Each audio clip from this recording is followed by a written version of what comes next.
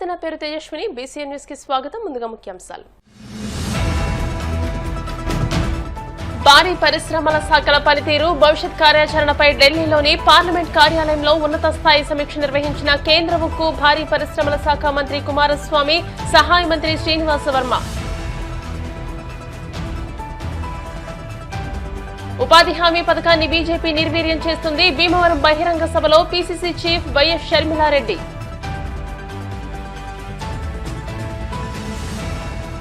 ఆపదలో ఉన్న వారికి జనసేన పార్టీ అండ. బాధిత కుటుంబానికి 5 లక్షల రూపాయల జనసేన బీమాను అందించిన ఎమ్మెల్యే అంజిబాబు.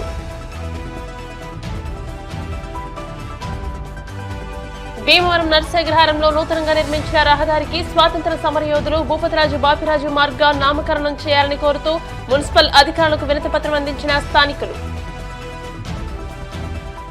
భారీ పరిశ్రమల శాఖల పనితీరు, భవిష్యత్ కార్యాచరణపై ఢిల్లీలోని పార్లమెంట్ కార్యాలయంలో ఉన్నత స్థాయి సమీక్ష సమావేశం జరిగింది. కేంద్ర ఉక్కు, భారీ పరిశ్రమల శాఖ మంత్రి హెచ్డి కుమారస్వామితో కేంద్ర ఉక్కు, భారీ పరిశ్రమల శాఖ సహాయ మంత్రి భూపతిరాజు శ్రీనివాస వర్మ భేటీ అయ్యారు.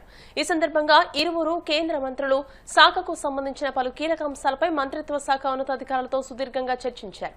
ప్రధానంగా భారీ పరిశ్రమల రంగంలో వస్తున్న మార్పులు, నూతన టెక్నాలజీ వినియోగం, పరిశ్రమల ఉత్పాదకతను పెంచేందుకు తీసుకోవాల్సిన చర్యలపై సమీక్ష నిర్వహించారు. ఉపాధి హామీ పథకాన్ని బీజేపీ నిర్వీర్యం చేస్తోందని పీసీసీ చీఫ్ వైఎస్ షర్మిలారెడ్డి అన్నారు. ఉపాధి హామీ పరిరక్షణ యాత్రలో భాగంగా భీమవరం ప్రకాశం చౌక్ వద్ద ఉపాధి హామీ శ్రామికులతో నిర్వహించిన బహిరంగ సభలో షర్మిల మాట్లాడారు. ఉపాధి హామీ పథకం ద్వారా రాష్ట్రంలో వలసలు తగ్గాయని, పేదలకు ఎంతో భరోసాగా ఈ పథకం ఉండేదని అన్నారు. అటువంటి పథకానికి నేడు బీజేపీ నిర్వీర్యం చేయాలని చూస్తోందని అన్నారు. పేదవాడి పొట్టగొట్టాలని కుట్రలు చేసిందని అన్నారు. ఈ ఉపాధి పథకం కాంగ్రెస్ తెచ్చిందని, అటువంటి పథకాన్ని ఎత్తేసి కొత్త చట్టం తెచ్చారని అన్నారు. పని గంటలను 6 నుండి 12 గంటలకు పెంచారని అన్నారు.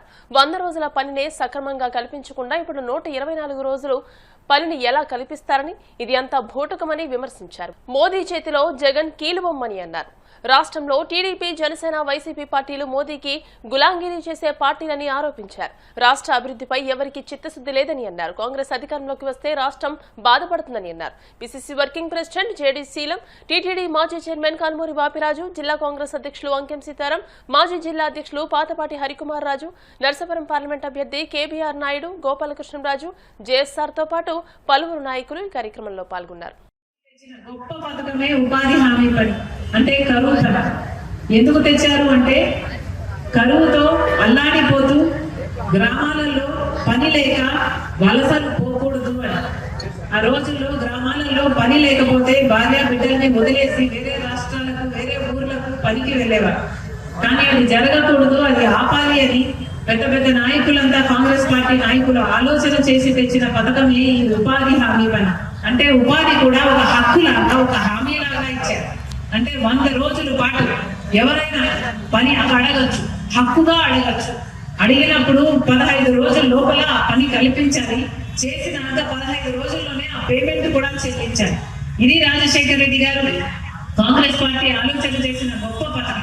రాజశేఖర రెడ్డి గారు ఉన్నప్పుడే మొదలు పెట్టిన పథకము. రాజశేఖర రెడ్డి గారు ఉన్నప్పుడు ఎంత అద్భుతంగా జరిగేది అంటే, రాజశేఖర రెడ్డి గారు ముఖ్యమంత్రిగా ఉండగా ఉపాధి హామీ పనికి వెళ్తే ఆ పనికి ఆటో ఛార్జీలు కూడా రాజశేఖర రెడ్డి గారి ప్రభుత్వమే ఇచ్చేది.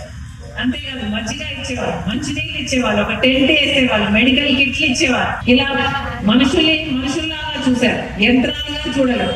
అలా ప్రేమించాడు రాజశేఖర రెడ్డి గారు. అంత అద్భుతంగా జరిగింది ఉపాధి హామీ పని.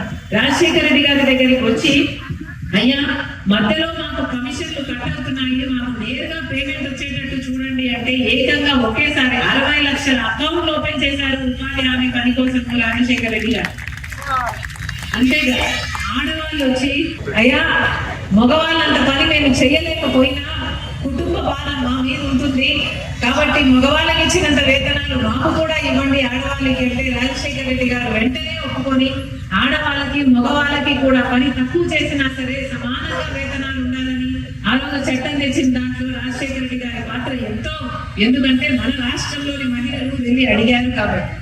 ఇలా రాజశేఖర రెడ్డి గారు ఇక్కడ పైలట్ ప్రాజెక్ట్ గా ఉపాధి హామీ పని మొదలు పెడితే దాన్ని అంచెలంచెలుగా, ఫేజుల వారీగా దేశం మొత్తం మీద అమలు చేసింది కాంగ్రెస్ పార్టీ. అంటే ఉపాధి హామీ పని వల్ల దేశంలో కోట్ల మంది ప్రజలకు ఉపాధి కలిగించింది కాంగ్రెస్ పార్టీ.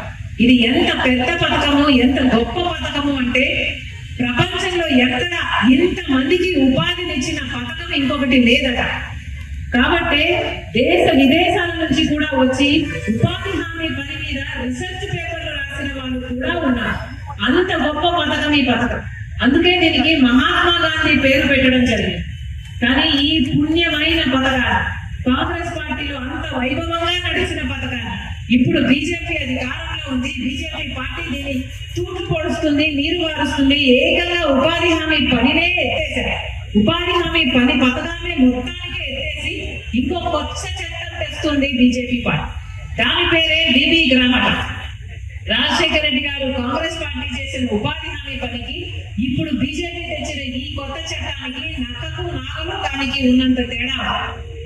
ఇంతకు ముందు పథకంలో అయితే రాజశేఖర రెడ్డి గారు కాంగ్రెస్ పార్టీ ఉపాధి హామీ పని చేసినప్పుడు ప్రతి గ్రామంలో ఏ పనులు జరగాలో ఆ పనులు చేశారు ఉపాధి హామీలు. అంటే గ్రామంలో ఒక రోడ్డు కావాలా, ఒక బావి కావాలా, లేక పూడికలు తీయాలా, లేక అంగన్వాడీకి ఒక బిల్డింగ్ కట్టాలా, ఇలా ఏ పని కావాలో ఆ పనికి ఉపాధి హామీ పనిని జోడించి ఆ కూలీల చేత ఆ పని చేయించి ఆ గ్రామాన్ని కూడా అభివృద్ధి చేసుకోగలిగారు.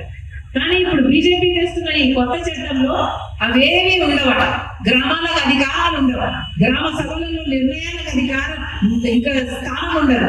బీజేపీ చెప్తుందట ఏ పనులు చేయాలి అని.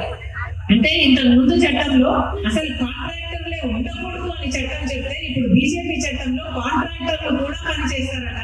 అంటే ఏదో కాంట్రాక్టర్ ఒక రోడ్డు పనో ఒక ఇరిగేషన్ పనో పక్కన చేస్తుంటే ఈ ఉపాధి హామీ పనిని కూడా ఆ పనికి జోడిస్తే మీరందరూ వెళ్ళి ఉపాధి హామీ పని ఆ కాంట్రాక్టర్ కింద చేసుకోవాలన్నమాట. ఇక కాంట్రాక్టర్ డబ్బులు ఇస్తాడో ఇవ్వడో ఎప్పుడు ఇస్తాడో దేనికి గ్యారంటీ లేదు. అంటే ఆఖరికి గ్రామాలలో జరగాల్సిన పని, గ్రామ అభివృద్ధి కోసం జరగాల్సిన ఉపాధి హామీ పని ఇక గ్రామాలలో జరగదు.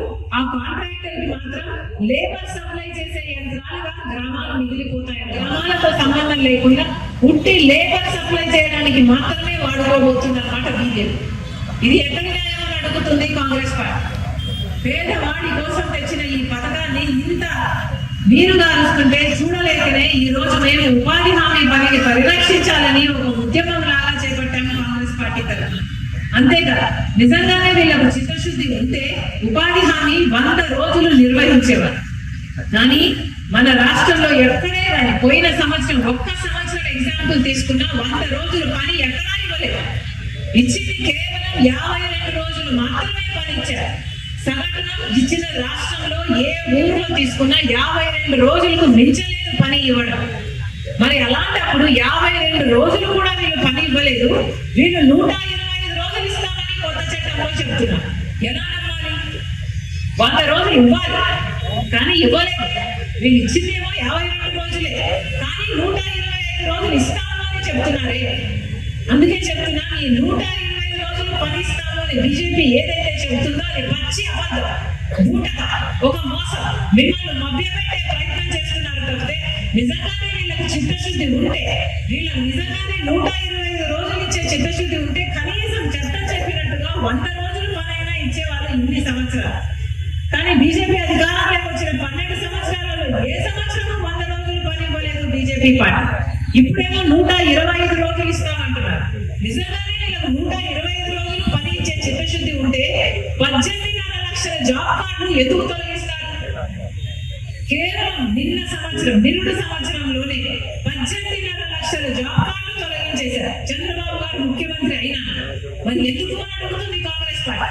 నిజంగానే మీకు ఉపాధి హామీ పని చేసే చిత్తశుద్ధి ఉంటే అంతమందికి జాబ్ కార్డు ఎందుకు తొలగించారు? అంటే 37 లక్షల మందికి ఉపాధి హామీ పని లేకుండానే చేసింది కదా కూటమి సర్కార్. ఇది ఎక్కడి న్యాయం అని అడుగుతున్నారు. అంతేకాదు ఉపాధి హామీ పని ఇదివరకు చట్టంలో పూర్తి డబ్బులు కేంద్ర ప్రభుత్వమే పెట్టుకునేది. కానీ ఇప్పుడు ఈ కొత్త చట్టంలో కేంద్ర ప్రభుత్వం అన్ని డబ్బులు ఇవ్వదు.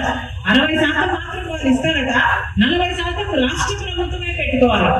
వాస్తవానికి మన రాష్ట్రం దగ్గర అన్ని డబ్బులు లేవు.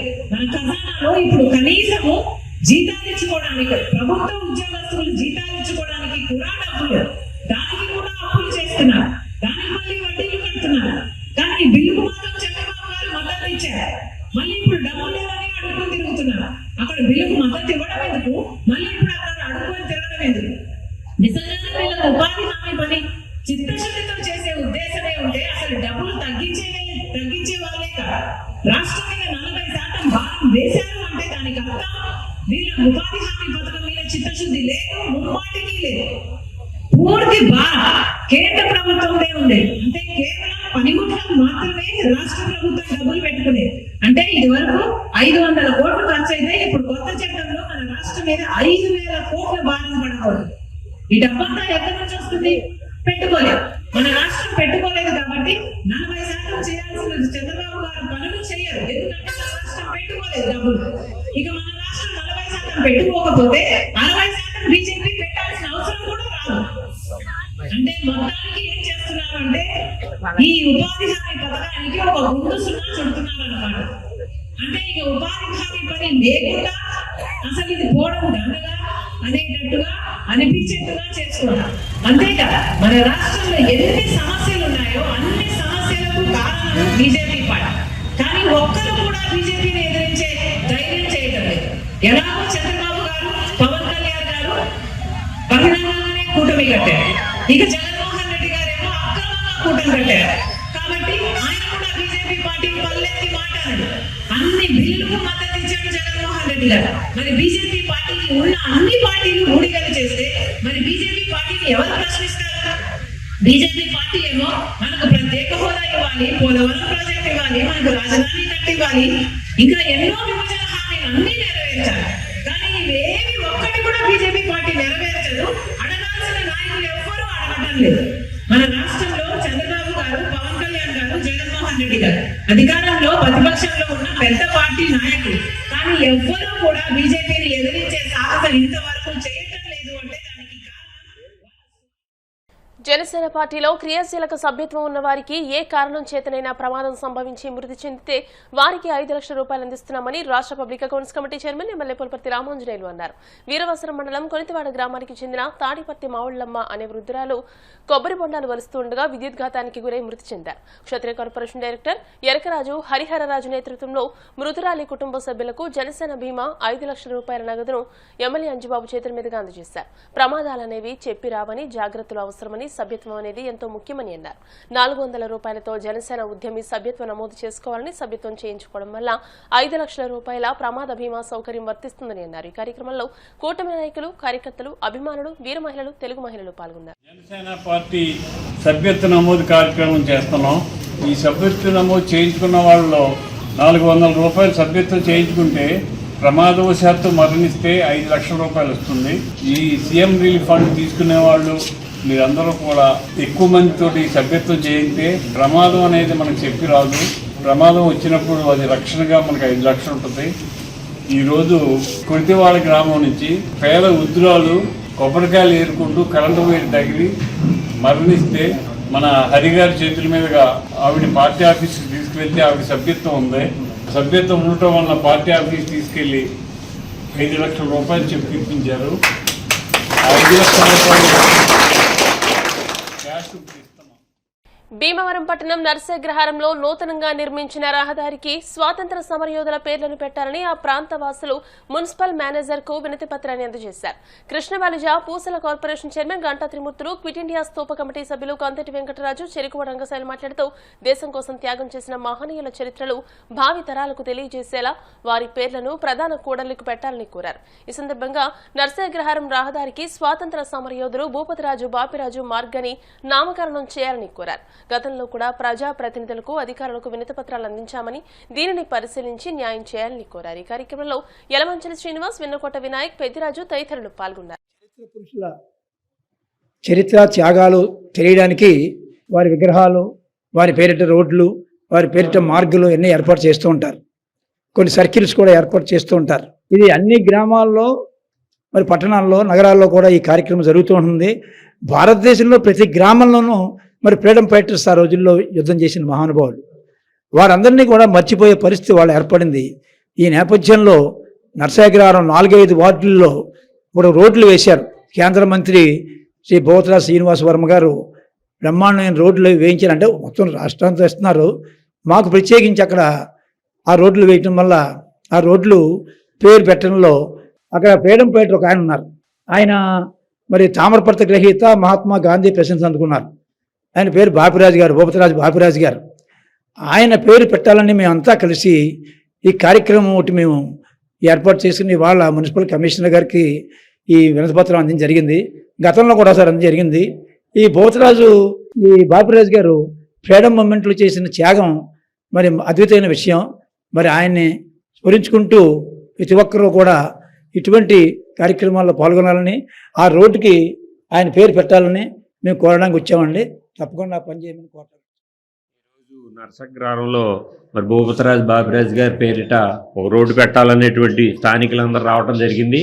ఢిల్లీలో కూడా ప్రతి వీధికి కూడా ఒక గొప్ప వ్యక్తుల యొక్క పేర్లన్నీ కూడా ఢిల్లీలో మార్గులు అనేటువంటి ఉద్దేశంతో పెట్టడం జరుగుతుంది. ఎందుకంటే వారు చేసినటువంటి త్యాగాలు, ఆ ఫలితాలు మనం అనుభవిస్తున్నాం కాబట్టి ఆ వారిని గుర్తు చేసుకోవాలనేటువంటి ఉద్దేశంతో కేంద్ర ప్రభుత్వం ప్రతి రోడ్డుకి అక్కడ పేరు పెట్టడం జరిగింది. అలాగే ఇక్కడ కూడా అదే అనుసరించి మన భీమవరం పట్టణంలో కూడా మరి భూపతిరాజు కీర్తిశేషులు ఫ్రీడమ్ ఫైటర్ అయినా వారి పేరు పెట్టడం సమంజసం అని చెప్పి మేము అందరూ కూడా కోరుకోవడం జరిగింది.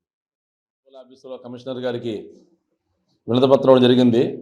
ఒక 5వ వార్డు 4వ వార్డు కలిసి ఉన్న రోడ్డుకి బాపిరాజు గారి పేరు అక్కడ ఆ రోడ్డుకి పెట్టాలని అక్కడ స్థానికులు నాయకులు కోరడం జరిగింది. ఈ దేశానికి స్వతంత్ర వీరులు ఎంతోమంది త్యాగాలు అలా కృషులు వాళ్ళు చేసిన వల్లే ఈరోజు ఆ ప్రతిఫలం ఈ ఉన్న ప్రజలు లబ్ధి పొందుతున్నారు. వాళ్ళని స్థిరస్థాయిగా మనం గుర్తించుకోవాలంటే ఎన్నో పేర్లు రావడం, ఎన్నో రకాలుగా వీధులకు కానీ రోడ్లకు కానీ ఊర్లకు కానీ పెట్టడం జరిగింది.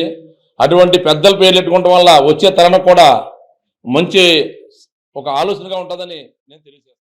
పశ్చిమ గోదావరి జిల్లా నరసాపురం మండలం సీతారాంపురం స్వర్ణాంధ్ర ఇంజనీరింగ్ కళాశాలలో మహిళా దినోత్సవ వేడుకలకు ముఖ్య అతిథులుగా మాజీ IAS founder chairman CSP IAS academy Hyderabad Balalatha Mallavarapu, bank of Baroda Bhimavaram branch manager Brajesha పాల్గొన్నారు. అనంతరం ముఖ్య అతిథులను మహిళలు ఘనంగా సన్మానించారు. మెన్స్ డే సందర్భంగా బాలలత మాట్లాడుతూ స్వర్ణాంధ్ర ఇంజనీరింగ్ కళాశాలలోని మహిళా దినోత్సవం కార్యక్రమం చేయడం చాలా అభినందనీయమని అన్నారు. ప్రపంచంలోని మహిళలకు గుర్తింపు తెచ్చుకునే విధంగా ప్రతి ఒక్కరూ కృషి చేయాలని అన్నారు. మహిళలు దేంట్లో కూడా తక్కువ కాదని నిరూపించుకునే సత్తా మహిళల్లో ఉందని ఆమె అన్నారు. ఈ కార్యక్రమంలో కళాశాల chairman K Satyanarayana, treasurer Trinath, డైరెక్టర్లు శ్రీహరి, టీవీవి ప్రసాద్, ఆర్ఏటి ప్రకాష్, కళాశాల సిబ్బంది పాల్గొన్నారు.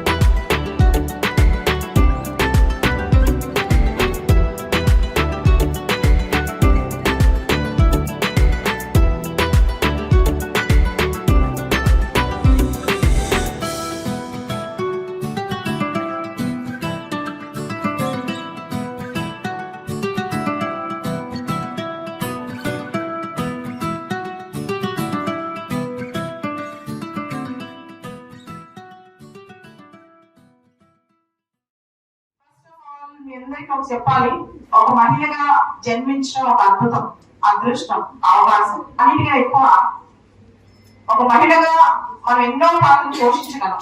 అబ్బాయి అంత ఛాన్స్ ఉండదు. ఎక్కువ పాత్రలు అమ్మాయికే ఉంటాయి లైఫ్ లో, అవునా కదా? ఇప్పుడు అబ్బాయిలందరూ చాలా మంది అంటుంటారు ఆడపిల్ల ఆడపిల్ల అని చెప్పి. కానీ నేనంటాను ఆడపిల్ల అందరి పిల్ల అని చెప్పి. అందరి కోసం ఫస్ట్ ఆడపిల్ల అంటే ఏంటో నా జీవితం గురించి చెప్తాను. తర్వాత చాలా అంశాలతో చర్చించాను. ముందు నా ఆడపిల్లకి అనేక పాత్రలు ఉంటాయి. ఒక తల్లి, ఒక అక్క చెల్లి, ఒక భార్య, ఒక సిస్టర్, ఒక డాటర్. ఎన్నైనా అమ్మాయికి ఎనలేని పాత్రలు ఉంటాయి. ముందుగా ప్రతి అమ్మాయికి ఒక హీరో. ప్రతి ఆడపిల్లకి ఫస్ట్ హీరో ఎవరు అని నాన్న. ఏ అమ్మాయినైనా ముందుకు తీసుకెళ్ళేది వాళ్ళ ఫాదర్, అవునా? మీకు మా నాన్న గురించి చెప్పాలి. నేను చిన్నప్పుడు మీరు చూస్తున్నారు కదా, కంప్లీట్ వీల్ చైర్, ప్రతి సబ్జెక్ట్ లో ఫెయిల్ అవుతా ఉండేదాన్ని, చాలా అడ్డుగా స్కూల్కి వెళ్ళేదాన్ని, అప్పుడప్పుడు పాస్ అయ్యేదాన్ని. కానీ మా నాన్న సమాజం మొత్తం నన్ను ఈ అమ్మాయి మొత్తం స్టాంప్ వేస్తే మా నాన్న మాత్రం ఈ అమ్మాయి లైఫ్ లో అందరికంటే పైకి వెళ్తుంది నమ్మిన మొదటి వ్యక్తి, నేను సక్సెస్ అయిన వరకు ఆఖరి వ్యక్తి మా నాన్న. సో ఫస్ట్ ఆఫ్ ఆల్ మా నాన్న నన్ను సివిల్స్ ర్యాంక్ వచ్చేంత వరకు సమాజం దూరం పెడితే ఆయన ఒక్కడే నన్ను దగ్గర తీసుకుని సాధించగలని చెప్పింది. ఒక మాట నేను బాధపడుతుంటే, నువ్వు నడవలేని బాధపడుతూ 10 మందిని నడిపించలేని రోజున బాధపడాలి, నీ శక్తిని ఉపయోగించి తెలుగు రాష్ట్రాలు ఇన్స్పైర్ చేయని చెప్పి నన్ను సివిల్ సర్వీసెస్ బాగా చదివించింది మా నాన్నగారు. అయితే ఒక మాట అన్నాను, కూతురుగా ప్రతి అమ్మాయికి ఒక బాధ్యత ఉంటుంది అని. మా నాన్న ఒక మాట చెప్పేవాడు, ఒక్క సెకండ్ కూడా నువ్వు ఆగొద్దు, నువ్వు ఆగితే నీ ప్రపంచం ఆగిపోయింది అని. 2018లో మా నాన్నగారు చనిపోయారు. నేను అప్పుడే మార్నింగ్ 7 o'clock నా లైఫ్ స్టార్ట్ అవుతుంది, 6:30కి నా కాల్ వచ్చింది, నాన్నగారు చనిపోయారు. నేను ఉండే ప్లేస్ కి మా నాన్న ఉండే ప్లేస్ కి 20 కిలోమీటర్ల దూరం. మా నాన్న ఎవరి కోసం నీ లైఫ్ ఆపొద్దు, నీ పని చేసుకుని ఎవరి కోసం రా అని చెప్పిన మాట గుర్తొచ్చింది. ఆ రోజు ఆ సెషన్ నా టాపిక్ చెప్పి 9:30కి మా నాన్న చూడటానికి బయలుదేరాను. అలాగే మా నాన్న అంటే ప్రేమ తక్కువ అని కాదు, మా నాన్న మాటకి అంత వినిపిస్తాను. యుగ లైఫ్ మా నాన్న మాట చెప్పేవాడు, ఏ మనిషి అయినా ముఖ్యంగా నీలాంటి వ్యక్తి ఎప్పుడు లైఫ్ కరెంట్ లాగా బతకాలి, డెడ్ కరెంట్ లాగా బతకూడదు, జీవితం పోరాడుతూనే ఉండాలి, ఎవరు ఏమైపోయినా సరే పనిచేయడం ఆపకూడదు. ముఖ్యంగా బాధ్యత అనే వ్యక్తి కాదు శక్తి అని చెప్పిన నమ్మకం కల్పించింది మా నాన్న. కాబట్టి ఆ రోజు కూతురుగా నాకు మా నాన్న మాటలే గుర్తొచ్చాయి. ఈ రోజు కూడా ఒక అమ్మాయి ఒక శక్తిగా మారాలంటే ఖచ్చితంగా ఫస్ట్ మన పాత్రలు మనం పూర్తిగా పోషించాలి. ఆడపిల్ల కూతురు, తల్లి, భార్య అన్ని భూదేవికి ఉన్నంత సహనం కన్నా ఎక్కువ సహనం ఆడపిల్లకు ఉంటుంది. మనం సహనం బయటికి తీయాలంటే.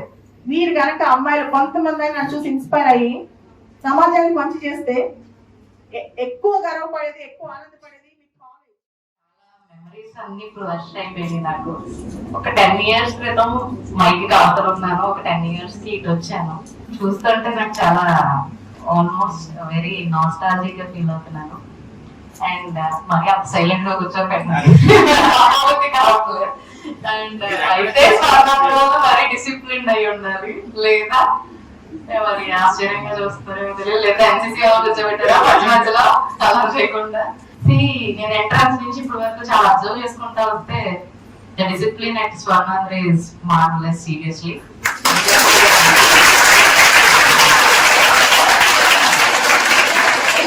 నేను ఇన్స్పిరేషనల్ అంటే ఇదంతా జెన్జీ బ్యాచ్ కదా, అంతేనా? మీరందరూ రీల్ స్టార్స్, మరి నేనేమో మిలేనియల్ 90s కిడ్ ని. సో మాక్సిమం పెద్ద తేడా ఉండకపోవచ్చు కానీ సమ్ ప్రోగ్రెషన్ రిగ్రెషన్ అయితే ఉంటుంది. నేనేం ట్రై చేస్తానంటే through my life what I have achieved and మీకు అది ఎట్లాగా వర్తిస్తుంది అంటే రకరకాలుగా చెప్తారు. బట్ మనకి ఏంటంటే ఒక సర్టెన్ టైంలో కొలిషన్ అన్ని అర్థమైపోతాయి, కానీ అది అలా చేయాలవుతుంది. అందరూ చెప్తారు వింటానికి బాగుంటది, ఇది రియాలిటీలో వర్కౌట్ అవుతుందా లేదు క్రూషియల్, మీకు లైఫ్ పట్టా ఇట్లా తేలిపోతున్నారు, చదవాలన్నారు. సో చదివాను, 9-10 వచ్చింది, పైపోయింది. నెక్స్ట్ గ్రాడ్యుయేషన్ బీఫార్మసీలో జాయిన్ అయ్యాను. యాక్చువల్ గా డాక్టర్ అవ్వాలనుకుని 1 year కూడా వేస్ట్ చేయడం ఇష్టం లేక లాంగ్ టర్మ్ కి వెళ్ళక B Pharmacy it is also professional course అని విష్ణు కాలేజ్ లో జాయిన్ అయ్యాను. 2012 పాస్ అవుట్ అయ్యాను. ఏప్రిల్ మేలో అవుతుంది కదా మనకి గ్రాడ్యుయేషన్. తర్వాత ఏం చేయాలో కూడా తెలియదు. మొత్తానికి కష్టపడి గ్రాడ్యుయేషన్ కంప్లీట్ చేసాం. కొంచెం టైం తీసుకుందాం అనుకున్నాను. బట్ మన ప్లానింగ్, మన థింకింగ్ అంతా ఒక లెవెల్, ఒక దగ్గర ఆగిపోతుంది. God has very good planning for us కదా. అది మనకి ఫస్ట్ తెలియదు, but at the right time right place లో ఏదో ఎప్పుడు తెరవాలో అది దేవుడికి మాత్రమే తెలుసు. సో మనం స్పిరిచువల్ గా రూటెడ్ గా ఉండి ఒక ట్రస్ట్ ఫెయిత్ఫుల్ గా ఉంటే God will give us many ways. So ఏం చేయాలో తెలియని టైంలో మా మదర్ ఒకసారి ఎగ్జామ్ రాయమన్నారు. 10th లో చదివాను మ్యాథ్స్, తర్వాత బైపీసీ బీఫార్మసీ. 6 years తర్వాత ఒక ఎగ్జామ్ రాశాను Group 4, ఊరికి జస్ట్ ఒక ట్రైన్ అంట. 150 మార్క్స్ వచ్చినాయి. అప్పుడు మనలో ఏదో ఉంది, నార్మల్ గా అయితే కాదు అనుకుని సరేనా అప్పుడు బ్యాంక్ కోచింగ్ వెళ్ళడం జరిగింది. అంటే నేను బాగా టాలెంటెడ్ తెలివిందని కాదు, కానీ మనం ఫస్ట్ మనలో మనం బిలీవ్ పెట్టుకోవాలి. డౌట్ చేయడానికి చుట్టూ చాలా మంది ఉంటారు మనకి. ఎలా అంటే నీ వల్ల అవుతుంది, చాలే చదివించాలే, ఇంకా చాలు, నీ మీద పెట్టుబడి ఇచ్చించాలు, ఇంకా డిఫరెంట్ టైప్స్. నాకు అసలు ఆ నెగిటివ్ గా సౌండ్ చేయడం కూడా ఇష్టం లేదు. చుట్టూ అంతమంది ఉన్నప్పుడు మనం కూడా డౌట్ చేసుకుంటే ఇంకా మనల్ని ఎలా సపోర్ట్ చేస్తారు? ఫస్ట్ మిమ్మల్ని మీరు నమ్మండి. Every personality is unique here. అందరికీ ఏదో ఒక యూనిక్నెస్ ఉంటుంది. ఒకరికి డాన్స్ లో ఉండొచ్చు, ఒకరికి స్పోర్ట్స్ లో ఉండొచ్చు, ఒకరికి డిజైనింగ్ లో ఉండొచ్చు, ఒకరికి ఆర్ట్ వర్క్ లో ఉండొచ్చు.